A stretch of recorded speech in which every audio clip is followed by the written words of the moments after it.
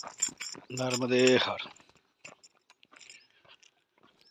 આજે મા નર્મદાજીની પરિક્રમાની અંદર પેદલ યાત્રામાં 80મો દિવસ છે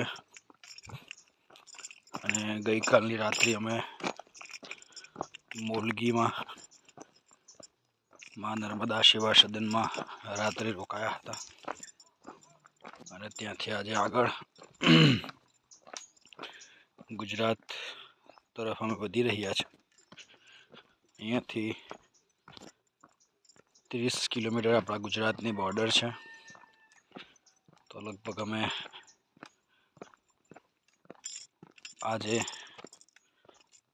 સાંજ સુધીમાં ગુજરાત એન્ટ્રી કરી લઈશું અને પછી આગળથી અમારી યાત્રાને વધાવીશું. આ પહાડી રસ્તો છે,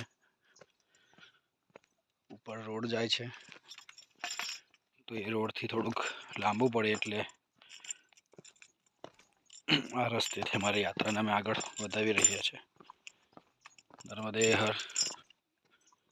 ગુરુદેવ દત્ત.